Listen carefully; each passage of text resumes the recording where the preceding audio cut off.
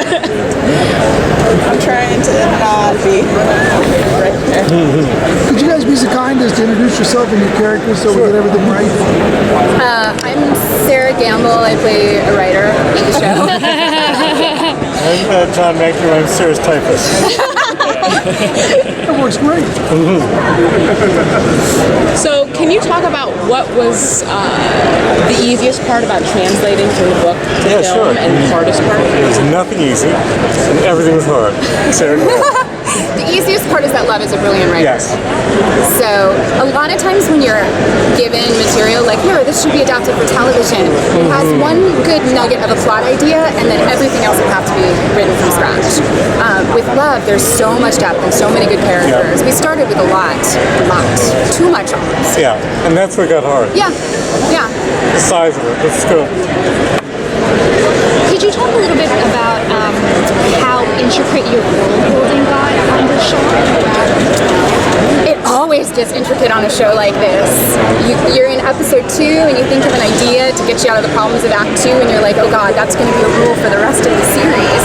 You know? So luckily we have a writer's room full of really thoughtful, really smart writers. So we road test every idea really thoroughly, and then we have this map of these 3 books. Lev has dreamed these worlds up, and now it's just up to us to kind of do the TV version of it. Was there a particular episode when you were writing it that you felt was sort of the clinching point for the audience in terms of bringing them into this world and sort of nailing it? Like, this is the episode that's going to catch everybody? Or did you feel like off the bat it was like that in your pilot? I think that the opening is pretty arresting. Yeah. Wow.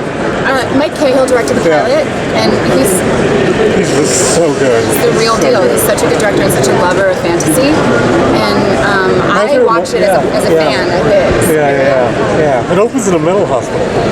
Yeah. It opens in a mental hospital. So I won't say more. That's kind of arresting because he can't leave. There's bars in the window. What do you hope that fans can take from this first season? As far as like, is it the characters' journeys, or is it like this whole world where it's a much grittier sort of magic potential? So what do you hope that fans can take from it? Well, I think we have both. So I think it depends on what kind of fan you are, really. Our main character is exactly the kind of guy who would go to Comic-Con in full costume, for sure. So if you are looking for a show where you see main characters who are not like that perfect cutout guy who knows he's a hero and has a destiny, then this is a show for that. If you like the feeling that maybe magic is real in New York City, I love that. And that's one of my favorite things about the show is when we shoot a scene that's just a bodega full of people on their way to work, and in the back room of the bodega all of this magic is happening. Were there any challenges to shooting like magic in a city versus, like Harry Potter's in this vast landscape? And I know I read a lot of fantasy and it's out in the country where nobody can see it, but you're in New York where there's millions of people. Here's one of the reasons I wanted to write this, and I've never wanted to write other fantasies myself, personally, is this is a series of books where when the magic doesn't work in the city, the characters go, fucking hell. My fucking spell didn't work, damn it. They don't do that in Game of Thrones. They talk like they're in Shakespeare, which is good. But I like to talk like how I talk, and I thought that was really interesting. And Liv nailed that. How they talk in Fillory, I just think is hilarious.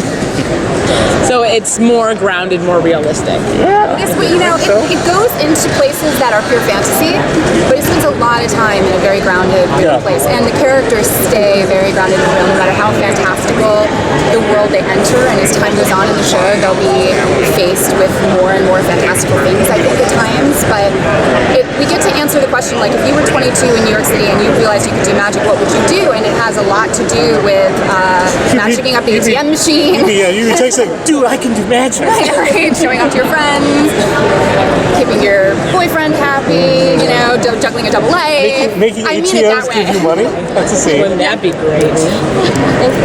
Thank you so much. I tried not to